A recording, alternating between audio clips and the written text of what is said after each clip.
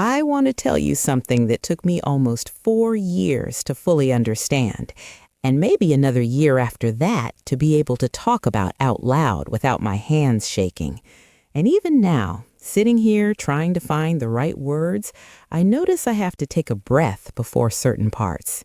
Not because I'm still broken up about it, more because some things just leave a mark, like a scar that's fully healed, but that you still feel when the weather changes. This is a story about family, about the kind of love that makes you drop your guard completely, because why wouldn't you? These are your people. You chose them, or they arrived through the person you love most, and either way, you opened the door wide and said, "Come in, sit down, let me feed you." And it's about what happens when someone you welcomed into that circle, someone you cooked Sunday dinners for, someone you helped move furniture for, someone you stayed up talking with long past midnight over a bottle of wine and absolutely nothing important, turns out to have been calculating their next move the whole time. Hey there, friends. Thank you so much for being here with me today. If this story touches you, I'd be so grateful if you'd tap that like button and subscribe, and maybe turn on the bell so you don't miss the next one. It really helps this little channel grow. All right, let's get started. Every warm moment, every cup of coffee, every time he fixed something around the house or drove me somewhere or remembered some small detail about how I liked things, all of it. Underneath all of it, there was math happening. Cold, careful math. But here's the thing. I can't tell you the bad parts without telling you the good parts first. Really telling you. Because if I just skip to the betrayal, it sounds like one of those stories where you want to shake the narrator and say, "How did you not see it coming?" And the only way to answer that, the only real answer, is to show you what it actually felt like to be inside those years. What it felt like when everything seemed right and warm and safe and true. So I'm going to start at the beginning, the actual beginning, with the good stuff, because the good stuff is the whole point. So sit down, get comfortable, grab something warm to drink, because this one takes a while. My name is Carol Reyes. I was 51 years old when all of this started, and I had spent most of my adult life building something solid. Not flashy, not the kind of life that makes other people envious at dinner parties, just solid, dependable, a life where the people in it knew they could count on me, and where I knew I could count on them, and where Sunday evenings meant something. I had a house on Birchwood Lane in a mid-sized suburb outside Columbus, Ohio. A real house, 3 bedrooms upstairs, hardwood floors that creaked in exactly 3 spots that I knew by heart, a big kitchen with warm yellow walls, and a window over the sink that looked out onto the backyard where I'd planted a garden every spring for 15 years. There was a porch across the front, wide enough for 2 rocking chairs and a small table between them, and those rocking chairs belonged to my mother, who left them to me when she passed, and I had never once thought about replacing them, even when the wood got weathered, because some things you just keep. I had bought that house with my husband, Frank, back in 1998 when the neighborhood was just starting to come up, and we were just starting out ourselves. We were 31 and 32, respectively, both working, both scared of the mortgage in that excited, optimistic way young couples are scared of things.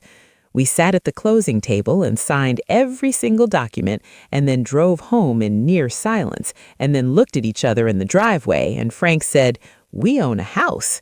And I burst out laughing, and we sat in that car for 10 more minutes just laughing and squeezing each other's hands. We painted every room together the first summer. Frank was a terrible painter. He got more on himself than on the walls, but he was cheerful about it, which counted for more. The kitchen became yellow, the bedroom became a soft green that I'd clipped from a magazine, the room that would eventually be Diane's became a gentle lavender that we argued about for 2 weekends and then agreed was perfect. Frank passed away in 2014. Heart attack. fast, they told me, as though that detail would comfort me, and in some ways over time it did, and in other ways it never really touched the grief at all. He was 53 years old and had spent the previous weekend on a ladder replacing the gutters along the front of the house, cheerfully narrating the whole project to himself, and occasionally to me when I brought him iced tea. I remember standing in the backyard after the funeral, in my black dress in October, looking up at those clean, new aluminum gutters catching the gray afternoon light and thinking, he never got to see them do their job. He never got to feel satisfied with that finished project. That was the particular cruelty of it. Not the big things, but that small, specific incompleteness. We had one daughter. Her name is Diane. She was 28 when Frank passed, old enough to grieve like an adult, young enough that it still broke something in her that took years to quietly mend. Diane is the kind of person who holds everything inside and smiles at you anyway. She's never once in her life asked for help before she absolutely had to. She gets that from Frank, both a strength and a liability, that particular quality.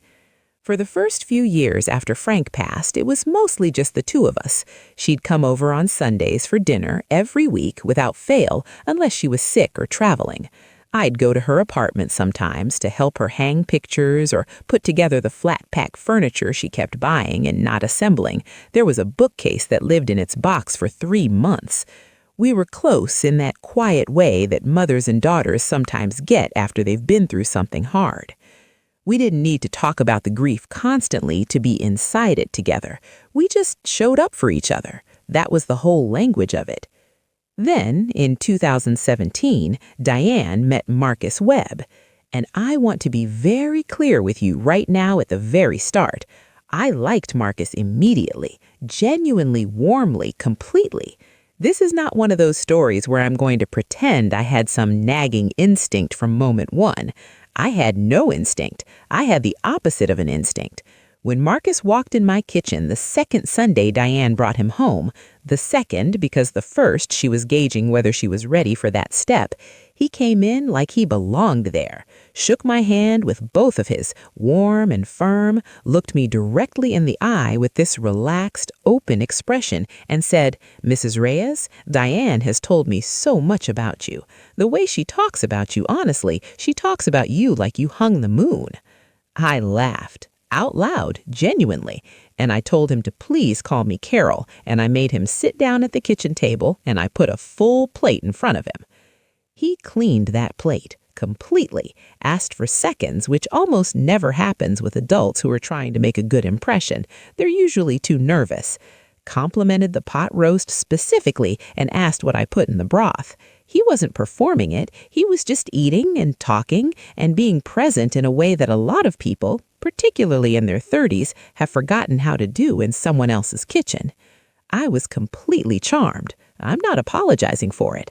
I'm a mother. If you sit down at my table, eat my food like you mean it, and treat me like a whole person rather than a social hurdle to clear, I am going to like you. That's just the honest truth of it. Marcus was 34 at the time, good-looking in an easy, low-maintenance way, not the kind of handsome that requires attention, just the kind that's quietly there. He dressed well without being fussy about it. He worked in commercial real estate, he explained, brokering leases and sales for businesses looking for retail and office space, mostly mid-sized companies, nothing glamorous, but steady, he said. And he talked about it with this genuine, mild enthusiasm that I found completely disarming. He was smart, quick-witting without being showy about it, and he had this quality of attention. When you talked, he listened in a way that made you feel like you were the only person in the room. Not performing listening, actually doing it.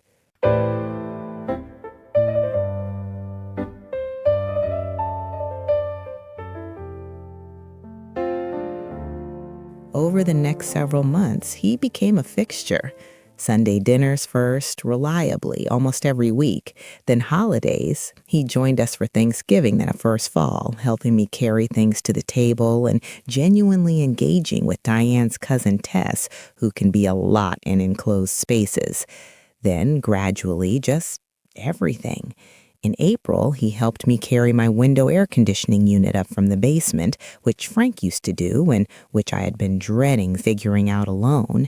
And Marcus showed up on a Saturday morning and did it like it was nothing, like it was just a thing you did for the people in your life. He drove me to a doctor's appointment in May when my car was in the shop, waited in the waiting room for an hour and a half reading a magazine, then took me out for lunch after because he said the cafeteria food smell in medical buildings made him feel like everyone needed a real meal immediately. He remembered, I don't know when or how I must have mentioned it, probably in passing, that I took my coffee with oat milk specifically, not regular milk, not almond milk, oat milk. And one Thursday morning, he showed up at my front door with a carton of it because he'd been at the grocery store and had thought of me. I still think about that sometimes. The oat milk, the specific, small, unhurried thoughtfulness of it. By the time Diane told me they were engaged in the spring of 2018, I cried. Real tears, the happy kind that surprise you before you can compose yourself.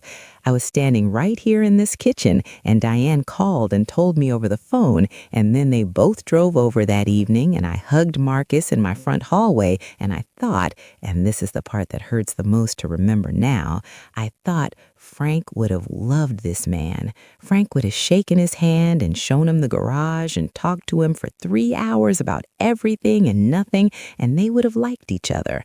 I was so certain of that. I held on to that thought like a gift, like something Frank had somehow left me. The engagement lasted about 8 months, and I was involved in the planning in the way mothers of the bride usually are, enough to be useful, not so much that I was underfoot. Diane wanted something small and outdoor and unpretentious. She had never been the girl who fantasized about a giant wedding. She wanted a good party with the people she actually loved, which turned out to be 28 guests at a garden venue about 30 minutes outside Columbus in late October when the leaves were at their peak. I helped her find the venue. We drove out there on a Saturday, just the two of us, and when we walked through the wooden gate into the garden space, flagstone path, old oak trees turning amber and rust, string lights already threaded through the branches for year-round events, Diane grabbed my arm and said quietly, "This is it, Mom." And I looked at her face and thought, yes, this is it. I went with her to find her dress. That was a whole Saturday in September, just the two of us and Tess at a bridal shop downtown with champagne and little plastic flutes and a very patient consultant named Amber who brought out 7 dresses before Diane found the one. It was simple, clean lines, fitted bodice, no beading, no cathedral train, just a beautiful, honest dress that looked exactly like Diane. She stood in front of the 3-panel mirror, and I watched her face settle into something certain and quiet, and I cried again. She put the pearl earrings in right there, her grandmother's earrings, and Amber actually teared up too, and Tess said, "Okay, we're all crying, great, this is the dress." Marcus came to the venue walkthrough with Diane the following weekend and was engaged and helpful and appropriately enthusiastic without being precious about any of it. He helped figure out the table arrangement. He tasted the caterer's food with genuine enthusiasm. He made everyone comfortable. The wedding day was October 19th, 2018. Cool and bright, the sky that particular deep Ohio autumn blue. The leaves were exactly right. Diane walked out toward the garden on my arm, on mine, not her father's, because her father wasn't there and she had decided that was the right thing, and she looked so exactly like herself, so entirely present that I had to take a breath to keep myself steady. Marcus was waiting at the end of that flagstone path, and he cried when he saw her. Not a little bit, actually cried. His shoulders moved. He pressed his lips together and looked up at the sky the way people do when they're trying to hold it together and can't quite manage it. And then he looked back at her and smiled this enormous, open, real smile. I shook his hand, and he pulled me into a hug, and right next to my ear, quietly, just for me, he said, "I'm going to take care of her, Carol. I promise you." I believed him with everything I had. We all drove home that night full of food and warmth, and I walked into my house alone and stood in the kitchen in the dark for a moment, and I felt that specific bittersweet thing you feel at a child's wedding when everything has gone beautifully, grateful and complete, and a little bit hollowed out all at the same time. Frank would have danced at that wedding. He would have danced badly and happily, and Diane would have pretended she was embarrassed, and she would have loved every second of it. I made myself tea. I sat in the kitchen. I thought, she's going to be okay. They're both going to be okay. After the wedding, Marcus and Diane settled into a rental apartment about 15 minutes from my house, a nice 2-bedroom on the 3rd floor of a newer building with a little balcony they immediately put plants on. I went over there for dinner several times in that first year. They'd host, which I appreciated, and Marcus would cook. He was a genuinely good cook, confident in the kitchen, not fussy, and we'd sit at their small dining table with wine and talk about everything: politics, his work, Diane's HR projects at the company, the neighborhood, old movies, whatever. He was good at dinner conversation. He made the table feel full even when it was just 3 people. They talked about buying a place fairly early on. The market was tight, but it was always something they were moving toward. Marcus said, with some authority on the subject, given his profession, that the timing wasn't ideal right now. He was watching the rates, he said, watching inventory. He'd know when the moment was right. He understood these things in a way I didn't, so I accepted that. Life was good, honestly, genuinely good. We had Sunday dinners almost every week, rotating between my house and theirs. We had Thanksgivings and Christmases that felt full again in a way they hadn't since Frank. Marcus remembered people's preferences: my oat milk, Tessa's shellfish allergy, that Diane's cousin from Philadelphia liked a particular type of whiskey, and he acted on them. He was the person at the table who refilled your glass before you noticed it was getting low. My house on Birchwood Lane had appreciated substantially over the years. I'd paid off the mortgage in 2016. Frank and I were working toward that goal together from the beginning, and I'd crossed the finish line alone, in the way you finish things alone when the person you started them with is gone. It felt like honoring something, that payoff, like a promise kept to both of us. The house was worth somewhere around $320,000 by 2019, based on what comparable houses on the street were selling for. That house was my primary asset, my nest egg.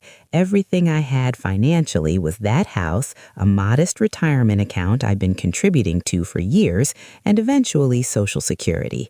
That was my entire financial picture. Not lavish, but solid, enough. Marcus knew all of this because I told him over time, the way you tell family things, not in one comprehensive financial disclosure, just naturally, the way it comes out. You mention the mortgage is paid off, and it feels good to say it.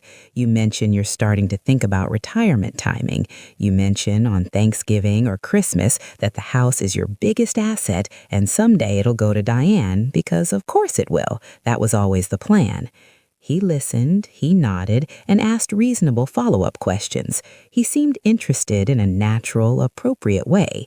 He was filing it all away, all of it.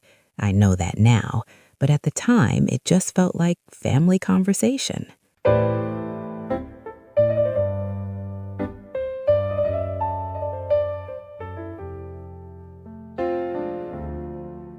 The first thing that scratched at me, and I mean barely scratched, like a tiny snag in fabric you almost don't notice, happened in the summer of 2019, July, I think. One of those warm Ohio evenings where the fireflies are just starting to come out and the air smells like cut grass and something sweet, and you can stay on a porch forever without any reason to go inside. We were all sitting on my back porch after dinner. Marcus had brought wine, a good bottle of something red that he'd been enthusiastic about. The food was gone, the evening was settling in, and he and I were talking about the neighborhood, how it had changed since Frank and I moved in, how the houses were selling, who'd done what renovations, how values had shifted. He said, relaxed and casual, "You know what's interesting? With the way values have gone up on this block specifically, I've been watching it. If you ever decided to pull some equity out of this place, you could essentially fund anything you wanted.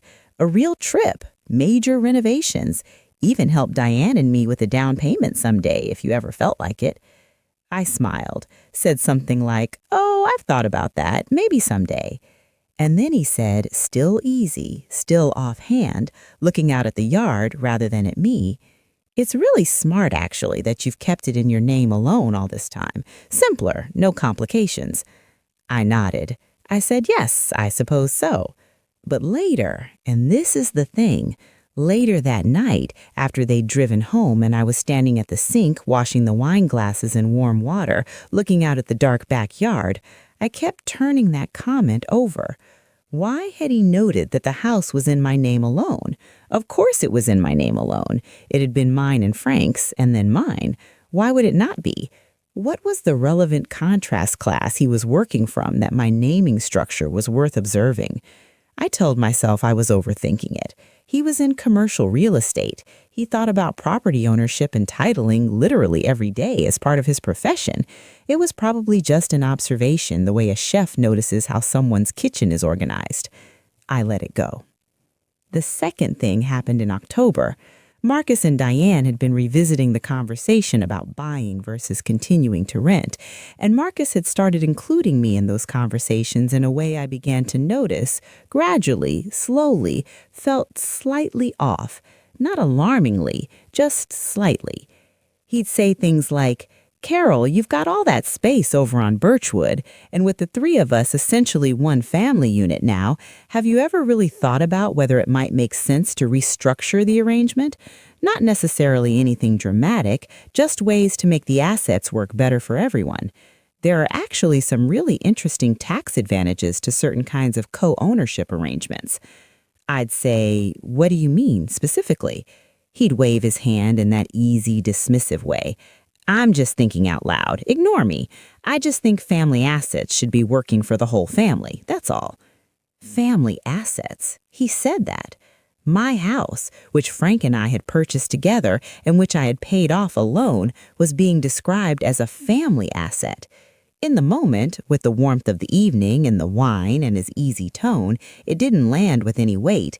It just felt like Marcus being enthusiastic about financial optimization, which was more or less his entire professional personality.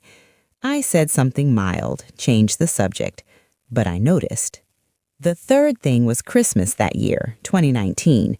We were all at my house. Me, Diane, Marcus, and Tess visiting from Philadelphia for the week, filling up the extra bedroom that I'd set up with the good blankets.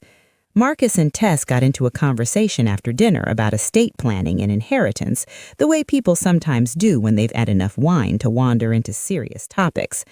Marcus was saying something about how many older homeowners he'd seen, clients, people he'd worked with professionally, who didn't really understand how vulnerable their assets were without proper legal planning, how adult children could end up shut out through nothing more than legal technicalities.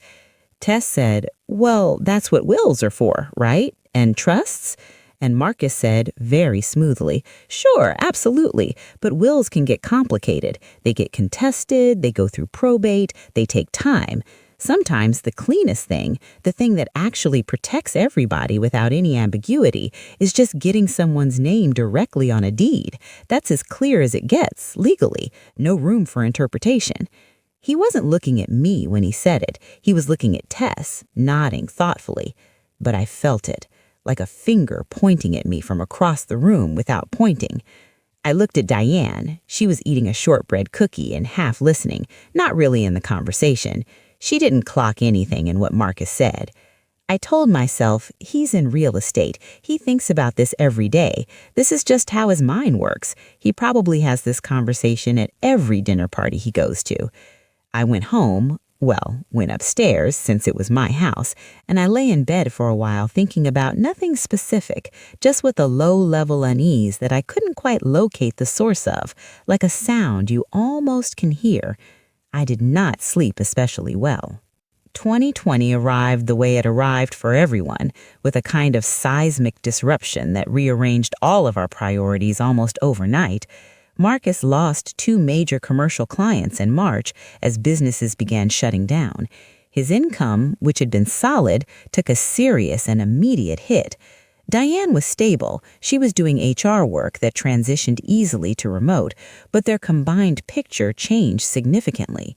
In April, they asked if they could move in with me while they figured things out, and I said yes, immediately, genuinely, without hesitation.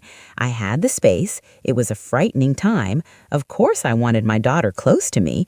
Of course I wanted them safe and not struggling with rent on top of everything else.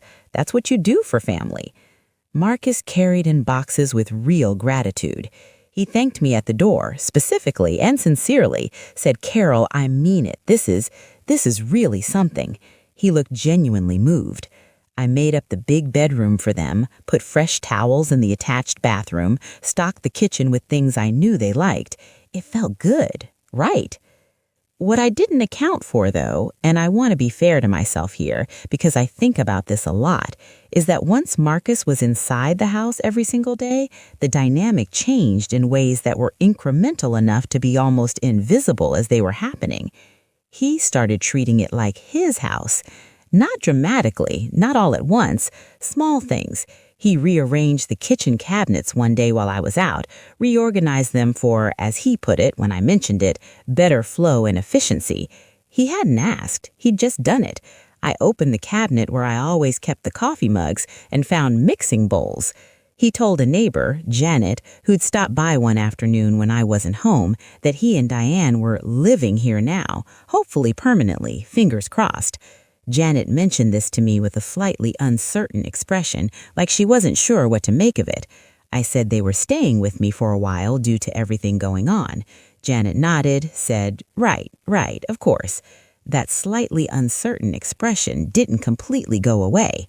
He started calling my front porch our spot.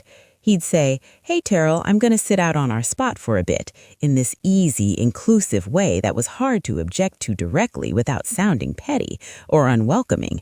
I mean, he lived there. He was allowed to sit on the porch, but there was something about the possessive that stuck with me. I said something to Diane about the cabinet situation, kept it light, made it about practical confusion more than anything else. I said, "Hey, Marcus reorganized some things in the kitchen and I can't find anything. Would you mind asking him to put the coffee mugs back where they were?" She apologized on his behalf, said he was just trying to be helpful, give him an inch and he redoes the whole system. She said it with an affectionate eye roll, like this was just a Marcus quirk. The coffee mugs stayed where Marcus had put them. I noticed that, too, and I noticed that I had noticed that, which was a different kind of noticing.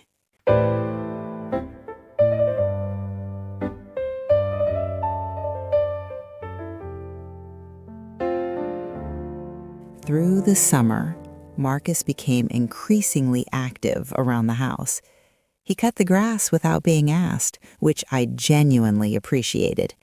He fixed a leaky bathroom faucet that had been annoying me for weeks. He repainted the back fence, which needed it, and did a thorough job. And every time he did something like this, there was a comment attached. Not every single time, but often enough to build a pattern. He'd finish something and then lean on the counter or drop into a chair on the porch and say something like, "You know, Carol, the more time and work I put into this place, the more it just feels like home. I really love this house." And he'd look at me with this open, warm expression that seemed to invite agreement, to invite me to say, "Yes, Marcus, it is your home." I thanked him for whatever he'd done, and I stopped saying the thing he was waiting for me to say. In August, Diane was upstairs on a work call, her voice a low murmur through the ceiling. Marcus poured himself coffee at the counter, turned around, and said, "Carol, I want to talk to you about something, directly because I respect you." I set my own mug down. I said, "Okay." He said, "With the three of us living here now, and with the investment we're all making in this place together, it would really make practical sense, and I'm talking pure legality and financial planning here, nothing else, to add our names to the deed, mine and Diane's, just for protection, for everybody." I said, "What kind of protection are you thinking about?" "Well, he said, shifting his weight slightly. If something happened to you unexpectedly, God forbid, obviously, it would just be so much cleaner for Diane if she and I were already named, save everyone enormous legal headache, save time, save money, save stress during an already terrible situation. I said, I have a will, Marcus. Diane is already protected. He nodded slowly, the way you nod when you're about to explain why someone's perfectly reasonable point is actually insufficient. Wills can be contested, he said. They go through probate. They take time, sometimes a year or more. A deed is immediate, permanent, unambiguous. I held his gaze for a moment. Then I said, I'll think about it. He smiled, warm, patient, unhurried. Of course, absolutely no rush. The feeling that accompanied that smile said something completely different. That night, I called Donna. Donna Pierce, my closest friend since our daughters were both in Mrs. Henderson's second-grade class together, 20-something years ago. I've cried on Donna's shoulder over Frank, over Diane's hard years after Frank, over every hard thing. Donna is steady in the way very few people are steady. She doesn't catastrophize, she doesn't minimize, she just listens and then tells you the truth. I told her the whole August conversation, word for word, as close as I could. There was a silence on the line that lasted about 4 seconds. Then Donna said very clearly, Carol, do not put that man's name on your house. I don't care how it's framed. Do not do it. I said I knew. I said I wasn't going to. She said, good, keep it that way. Something about hearing it stated that plainly from outside my own head made it real in a different way, made it stop being a vague discomfort I was managing and start being a thing I needed to pay actual attention to. I didn't say yes to Marcus. I didn't say no. I said nothing further, and I stalled and he began applying pressure through different channels. By fall of 2020, I had a clear view of the pattern, even if I didn't want to say so out loud yet. Marcus had a particular conversational method. He never asked for something directly if he could frame it as being for someone else's benefit, for my peace of mind, for Diane's security, for the family's collective well-being. He was always the reasonable, forward-thinking one, just trying to make sure everyone was protected. And when I didn't respond the way he wanted, he would involve Diane. Not in explosive, obvious ways, nothing so crude. He would mention something to her at dinner that he knew she'd bring up to me later. He'd express a concern within her earshot and let her carry it back to me. He'd plant a seed gently with her, and she would water it without knowing that's what she was doing, because she trusted him. In November, he called what he described as a family sit-down. He had actual printed pages. He laid them on the kitchen table in front of me with the manner of someone presenting a business proposal. He spoke about their 7 months of contribution to the household, the groceries, the repairs, the lawn care. He mentioned that they intended to stay indefinitely. He referenced a contact in real estate law who had told him that co-ownership arrangements like what he was proposing were standard, common, and financially sensible. Then he slid a document across the table to me.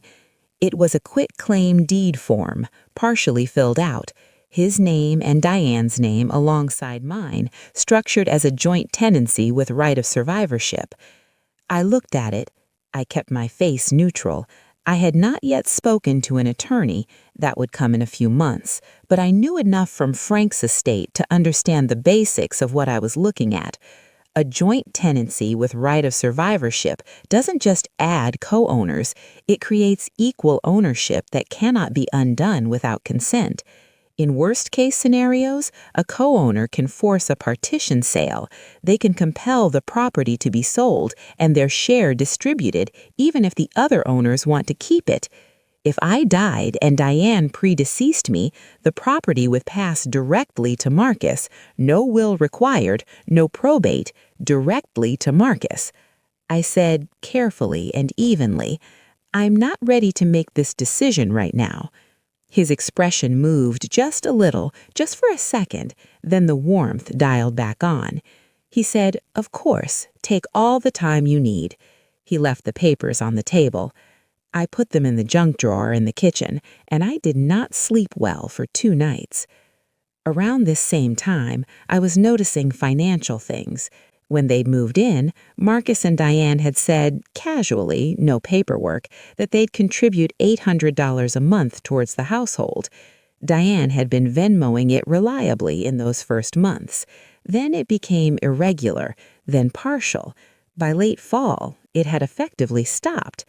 When I brought it up gently to Diane, she said Marcus had been handling it, paying directly for groceries and the lawn service and various things, which he had been sometimes, but a bag of groceries here and a lawn service there did not add up to $800 a month, not close.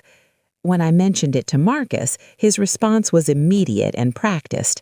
"Carol," he said, with a short laugh, "we're family. You want me to sit here and track every grocery bag I bring home? Is that really where we are?"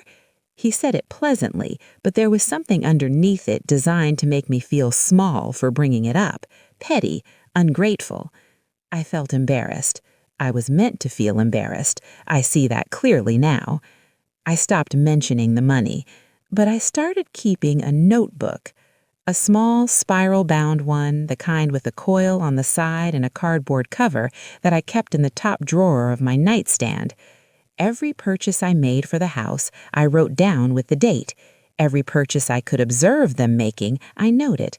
And every time Marcus said something that struck me as odd, a comment, a pressure, a framing, I wrote a few words about it. Date, rough quote, context, who was present. I don't know exactly what made me start doing that. Some instinct I wasn't willing to name out loud yet, but I started doing it and I did not stop.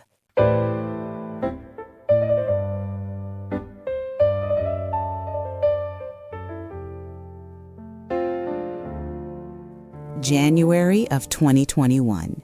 They'd been living in my house for 9 months. I came downstairs on a Saturday morning, a cold, gray January morning, the kind where Ohio commits fully to winter without any pretense, wearing my socks on the hardwood, moving quietly the way you do before coffee.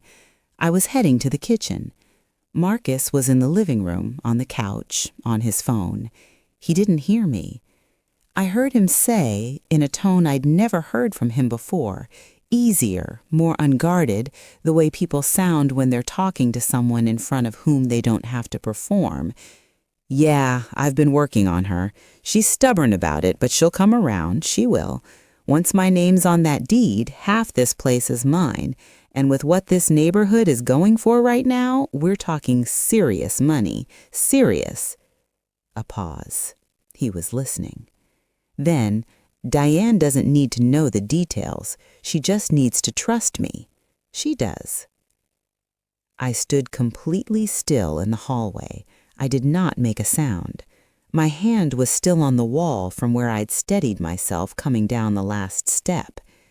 He laughed at something the other person said, relaxed, easy laugh. Then, I know, but you have to play the long game with family. That's the whole thing. You move too fast and they get defensive. You stay patient, you stay warm, they forget to worry." Then he shifted. He must have caught movement in his peripheral vision because he turned, and for 1/4 second his face showed everything.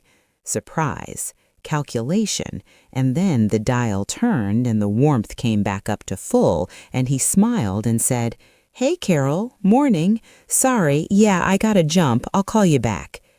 He hung up and looked at me with that open, uncomplicated expression. "That was just a work thing. You want coffee? I was just about to make a fresh pot." I said yes. I sat down at the kitchen table. I watched him make the coffee.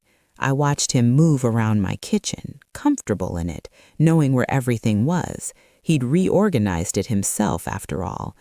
I watched him pour my cup and bring it to me and set it down in front of me with that easy, warm manner that I now understood to be a performance with a price tag attached.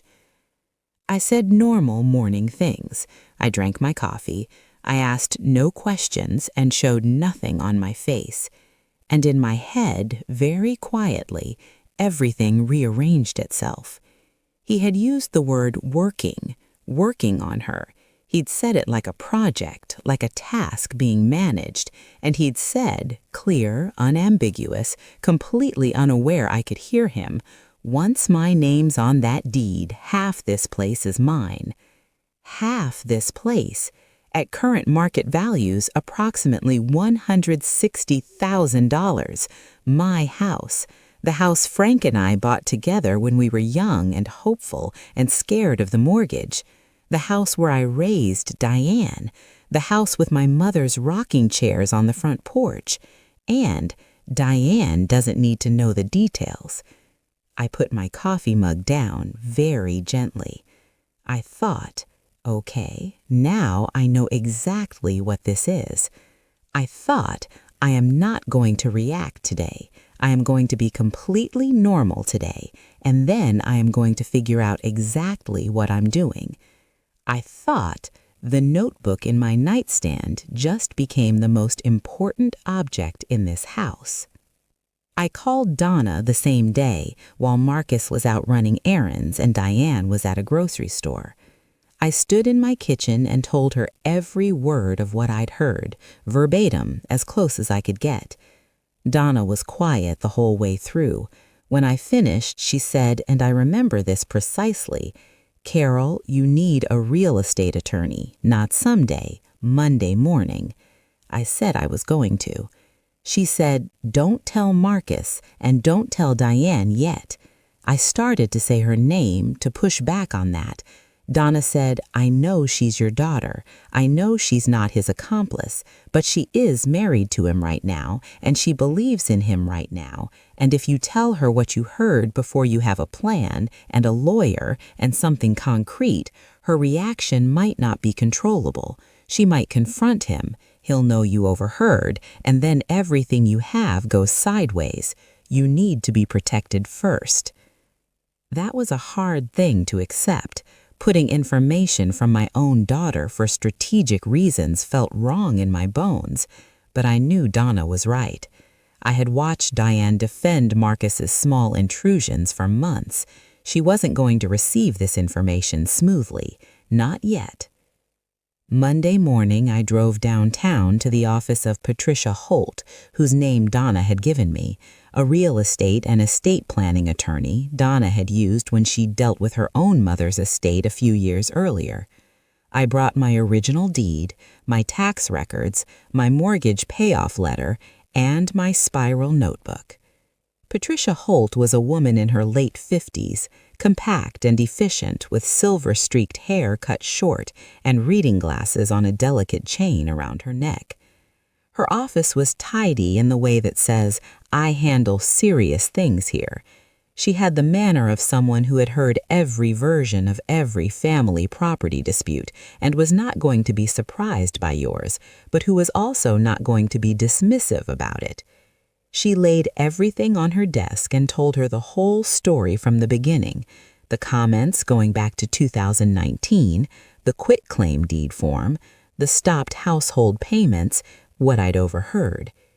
She listened without interrupting. She looked at the quitclaim deed form. She said, "You have not signed this." I said no. She put the form down and exhaled, just a short, controlled exhale, and said, "Good. That's very good. Do not sign anything he puts in front of you regarding this property without running it by me first. I don't care what it is or how it's framed. Nothing." She explained the legal landscape clearly and without condescension. The joint tenancy structure he'd proposed would give Marcus co-equal rights to the property, rights that could not be undone without his agreement or court action. He could potentially force a partition sale. If Diane predeceased me, he could inherit all right. It was not protecting Diane, it was securing a significant financial asset in his own name. She also told me that his implicit threat about legal interests based on household contributions was almost certainly weak under Ohio law. Voluntary improvements made by a non-owner in a family living arrangement without any written agreement or expectation of compensation don't generally create a property interest. He could try to argue it. It would likely fail and cost him considerably. Then she said, and I wrote this down in the car afterward because I didn't want to lose it, "The good news, Carol, is that you have not done anything irreversible. Everything he's trying to accomplish, he hasn't accomplished. That means you still control the situation completely." I drove home feeling clear for the first time in months. Not relieved, relief would come later, just clear, like knowing exactly where the road is, even in the dark. Over the following weeks, I did everything Patricia recommended, quietly and methodically. I made copies of every financial document related to the house, deed, tax records, payoff letter, and insurance, and kept them at Donna's house. I had Patricia completely overhaul my will, which hadn't been properly updated since Frank died. We put everything into a revocable living trust, the Carol Reyes Living Trust, with me as trustee and beneficiary during my lifetime, and Diane as successor. Patricia filed the new deed transferring the property to the trust with the Franklin County Recorder's Office. She included a specific protective provision. Diane's interest in the property, upon inheritance, would be classified as her separate property under Ohio law, not marital property.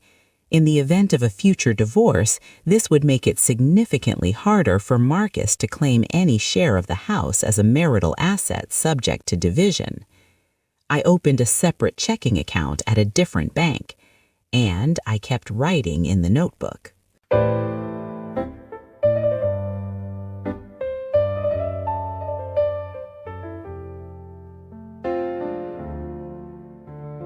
February 2021. Marcus started working through Diane directly. I don't know exactly what he said to her or across how many evenings, but in early February, Diane came to me with that particular expression of someone who has been tasked with a conversation they feel uncomfortable having. She sat down at the kitchen table and said, "Mom, I really think you should think more seriously about what Marcus is proposing, about the deed.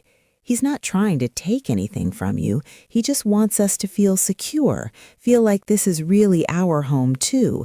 And he says from a legal standpoint, it would actually protect me better if something happened to you." I looked at my daughter, at Frank's eyes in her face, at the pearl earrings she was wearing, her grandmother's earrings, which she wore most days now. I said, carefully, "I have a will, Diane. You're already protected." She said, "Marcus says wills aren't always reliable." Marcus says. There it was.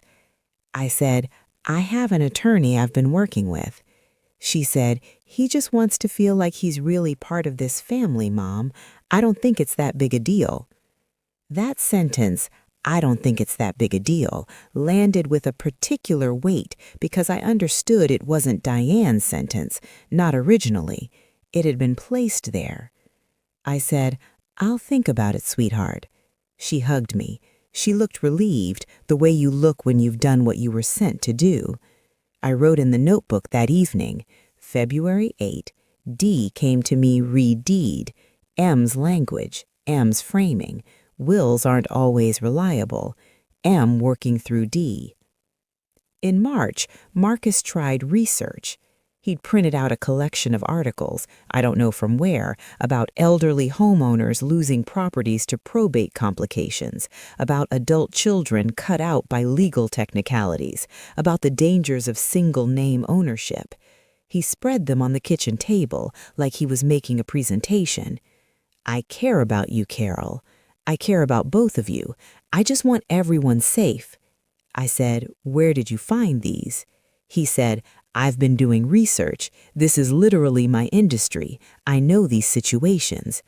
I said, I have my own attorney who handles this. He said, and his voice was different, less patient, less warm, more like the voice I'd heard on the phone in January. Attorneys make everything complicated and expensive. What I'm proposing is simple, clean, no drama, no cost, no waiting. I said, I appreciate the concern. I'm handling it. He gathered his papers. He walked out of the kitchen without another word. That was the moment I understood that the warmth was increasingly costly for him to maintain. He'd been running this campaign for the better part of 2 years and had nothing. The charm was starting to show its seams. By spring of 2021, I was living in my own home feeling like an unwelcome guest in it. Marcus had opinions about every repair, every improvement, every decision.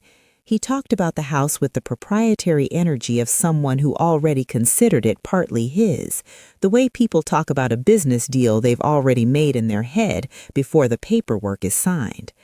I kept writing it all down, dates, details, quotes as close as I could get them. The notebook was filling up.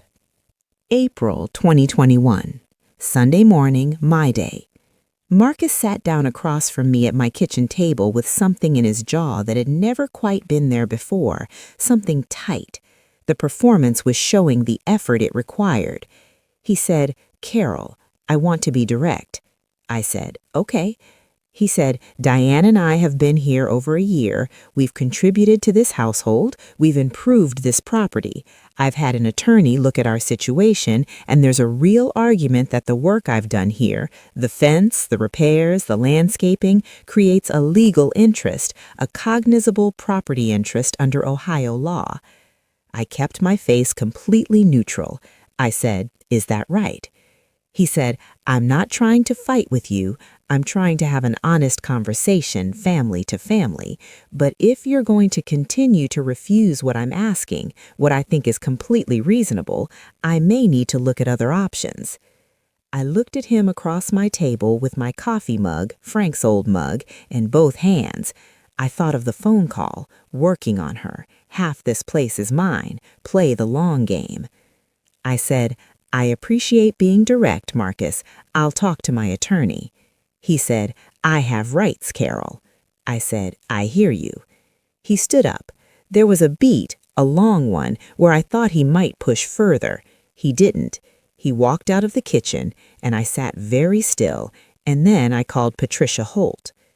Patricia delivered 2 pieces of information. First, his claim was weak. Establishing a legal property interest through voluntary unpaid improvements made during a family living arrangement with no contract and no payment records would be a serious uphill battle in Ohio. It would cost him significantly in legal fees and would almost certainly fail. And Patricia told me that the trust deed had been filed with Franklin County Recorder's Office on April 23, 2021. It was done, recorded, legal, permanent. My house was now held by the Carol Reyes Living Trust. I was the trustee and the beneficiary. Diane was the named successor. Marcus Webb was nowhere on that document in any capacity. I wrote in the notebook, April 23, 2021, deed filed, and I drew a line under it, done. May and June were tense in the specific way that a house gets tense when someone in it knows they've lost a game they thought they were winning. Marcus was controlled and civil, but the warmth had largely evaporated. He moved through the house like a man reassessing. In April, I'd had a careful private coffee with Diane, just the 2 of us, away from the house. I told her I had concerns about the sustained pressure regarding the deed. I told her I was working with an attorney and that everything had been handled in a way that protected her specifically. I told her she didn't need to carry any more messages on Marcus's behalf. She was uncomfortable. She wanted to defend him. I could see her reaching for it. But I kept my voice steady and factual, and something in my certainty seemed to land in her. She said, quietly, Mom, is Marcus actually doing something wrong? I said, I think he's been more focused on what he hoped to get here than he's been willing to say directly, and I think you'll understand soon." She went home quiet. I noticed in the weeks that followed that she watched him differently, small, subtle watching, the kind that means you've started to notice things you'd been choosing not to see. In July, Marcus sent a demand letter.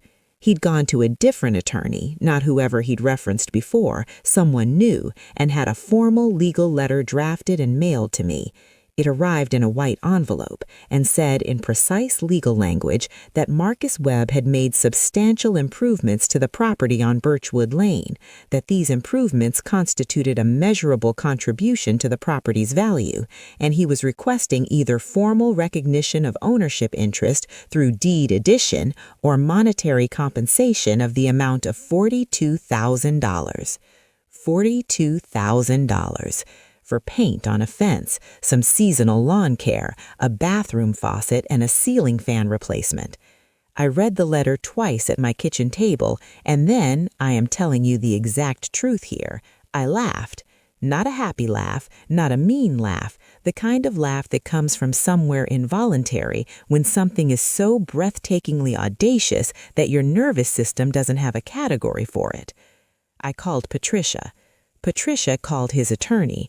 I was not present for that call, but based on what Patricia reported to me afterward, she covered the following ground methodically.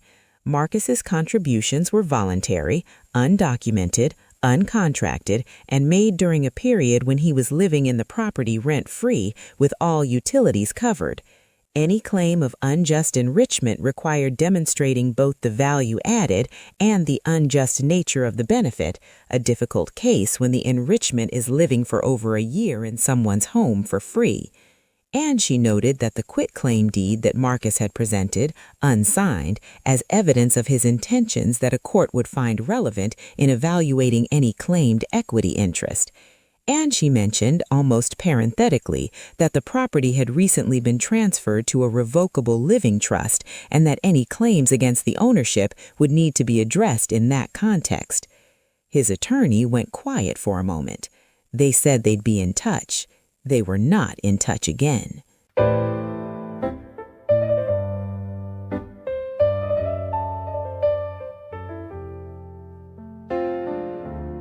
August 2021.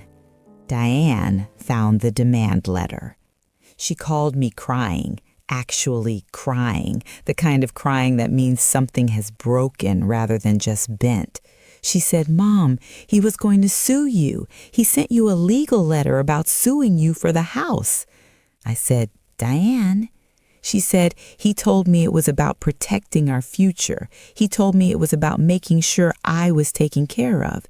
He showed me those papers about adding names to deeds months ago, and he said you'd basically already agreed. He said you just needed time." She stopped, started again. "He lied to me. He was using me he was sending me in there to pressure you." I said very quietly, "I never agreed to anything, not once." There was silence. I said, "Everything I did, every decision I made with Patricia was to protect you, specifically you. That is the only reason I did any of it." She asked me to explain the trust, all of it, every piece. I went through it carefully. The structure, the succession plan, the separate property provision, the fact that if she and Marcus ever separated, his attorneys could not successfully argue that her future inheritance was a marital asset. When I got to that part, she was very quiet. Then she said, "How long have you known about how deliberate this was?" I told her about the phone call, January, word for word. The silence that followed was very long. Then, "I have to go, Mom." "Diane, I'll call you tomorrow, I promise. I have to go." She hung up. I sat at my kitchen table in the evening light with the window over the sink framing the backyard, and I cried, not for myself, for her, for the specific cruelty of discovering that someone you chose, someone you trusted completely, had been running a calculation the whole time. That hurt doesn't need anything added to it. It's complete on its own. That's the piece of justice nobody narrates. Sometimes winning means you have to be there while the people you love get broken open by the truth. You didn't break them, the truth did, but you're there for it, and it costs something. Marcus moved out in September. The weeks between Diane finding the letter and him leaving were some of the most exhausting of my life, not because of confrontations or dramatics, but because of the weight of the situation pressing on everyone inside the house constantly. Marcus insisted to Diane that I manipulated the situation, that the trust was legally questionable, that Diane should get her own attorney to contest it. Diane got her own attorney. That attorney reviewed every document and told her clearly and without ambiguity that the trust was entirely valid, that it protected her interests specifically, and that there was nothing to contest. The attorney also made an observation about the demand letter that apparently stayed with Diane, that the picture it painted of Marcus's intentions was one she needed to take seriously. Marcus sent one final legal communication, a second letter arguing that the timing of the trust filing was evidence of bad faith, designed specifically to defeat his claim. Patricia responded with a complete timeline, documentation of estate planning conversations predating Marcus's residency, evidence of standard legal practice throughout, and the full contents of my spiral notebook, dated entries going back to 2019, meticulously noting every pressure point, every comment, every instance of financial irregularity. His attorney advised him to drop it. He dropped it. By winter of 2021, Marcus was in a one-bedroom apartment across Columbus. His legal fees were considerable. His client base in commercial real estate had not fully recovered. The financial cushion he'd spent years strategically working toward, his word, his plan, playing the long game, was not coming. Diane filed for divorce in January of 2022. I'm not going to detail those proceedings because they're hers, not mine. What I'll tell you is that she was not okay for a while, and I was there, and I cooked pot roast every Sunday and kept the rocking chairs on the porch and let her come home whenever she needed to, as many times as she needed to, for as long as she needed to. Because of the trust and its provisions, Marcus's attorneys could not successfully argue that the house or Diane's future interest in it was a marital asset subject to division. They tried. It was creative lawyering. It did not work. Ohio's evidentiary standards for piercing separate property protections are substantial, and Marcus had no evidence that Diane had ever been promised anything because she hadn't, and neither had he. He had never been promised a single thing. He had been planning to take something that was never his. The divorce was finalized in fall of 2022. Diane got what was hers. Marcus got his share of the apartment furniture and a significant legal debt. The day Diane called to tell me it was final, she said, "Mom, it's done," and her voice had a steadiness to it that I hadn't heard in a long time. Not happiness. You don't feel happy at the end of a marriage, even one that turned out this way, but solid, like she'd found her feet under her again. I said, "Come to dinner Sunday." She said, "I'll be there." I went out to the front porch after I hung up. October again, that particular Ohio autumn light that makes everything look a little golden and a little final. I sat down in one of my mother's rocking chairs and I thought about Frank, and I thought about that phone call in January 2021, and I thought about sitting at Patricia Holt's desk laying documents out on a Monday morning, not knowing how any of it was going to turn out. I rocked in my chair and looked out at the yard and thought, the deed says Carol Reyes Living Trust. That's what it says, and that's what it will keep saying.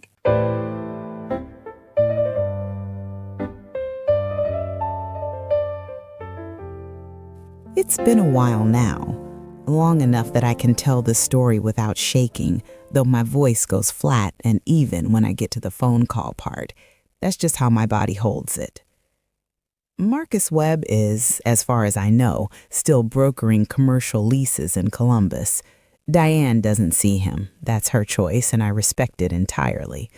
What I'll tell you is that Diane has healed. Not perfectly, not all the way, not without scars, but she came back to herself. She has her own apartment 10 minutes from my house. She comes to Sunday dinner reliably, same as she did before Marcus. Sometimes she brings a friend. We started watching old movies on Friday nights, something we'd done when she was a teenager that we'd let slip for a decade without noticing, and it came back to us like we'd never stopped. I had one more meeting with Patricia last year to make sure everything was current. She told me the trust was solid. She told me, with the directness that is entirely Patricia, that she was proud of how I'd handled it. From Patricia, who does not offer compliments casually, that landed. I still have the spiral notebook, top drawer of my nightstand. I don't look at it, but I keep it. I want to say something directly to anyone who might be somewhere in the middle of something like this, who has a version of Marcus in their life. Maybe it's not a brother-in-law or a son-in-law. Maybe it's a business partner, or a sibling, a longtime friend who's gotten too comfortable with your things. Maybe it's someone who makes you feel guilty for having a guard at all. Trust the scratch. Not the alarm, not the siren, not the dramatic, undeniable moment of clarity. Those come eventually. I'm talking about the first faint scratch, the comment that sits wrong for a few minutes after the conversation ends, the question that comes to you later at the sink, the small thing that doesn't quite fit that you make an excuse for because you don't want to believe it means what it might mean. Don't ignore it. You don't have to act on it immediately. You don't have to accuse anyone or make any declarations, but write it down. Note the date. Say to yourself plainly, that was a strange thing, and keep your eyes open. Because people who are genuinely after something, not in an impulsive way, but in a patient, strategic, long game way, they are warm, they are helpful, they remember details about how you like your coffee, they eat your pot roast and mean it, and look at your daughter like she's everything. And underneath all of it, they are always, always watching for the moment you stop watching back. Don't stop watching back. That's all. One more thing, and then I'm done. After the divorce was final and Marcus was gone and everything was settled, I had the back fence repainted, the one Marcus had done in the summer of 2020, and I'll give him this, it was good work, he did it properly, but it had weathered through 2 Ohio winters and needed a fresh coat. I hired Tyler, the kid 2 houses down who was saving for his first car, paid him properly, $40 an hour, and I supervised the whole thing, and we talked while he worked about school and his plans and what kind of car he was thinking. He was a good kid, earnest in the way 17-year-olds can be when someone is actually listening to them. When he finished and we both stood back and looked at it, clean white paint, fresh and bright in the spring afternoon light, Tyler said, "Looks really good, Mrs. Reyes." I said, "It really does." I paid him and he left, and I stood alone in my backyard for a few minutes. My backyard, my fence, my garden just starting up along the south-facing wall, the first green coming through, my mother's rocking chairs just visible around the corner on the front porch. I went inside. I made coffee with oat milk because that's just how I like it, just how I've always liked it, mine. I sat at my kitchen table in the yellow kitchen with the window over the sink, and I thought about the night Frank and I first walked through this house in 1998, before we'd bought it, before we'd even made the offer. The realtor took us through every room, and Frank went quiet in a way that meant he was feeling something he didn't have words for yet. And then he stood in this kitchen and looked out this window, and he turned to me and said, very simply, "Carol, this is it. This is the one." He was right. He was always right about the things that mattered.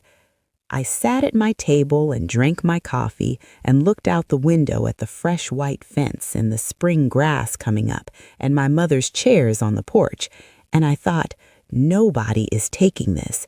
Not now, not next year, not ever. The deed says so. The end.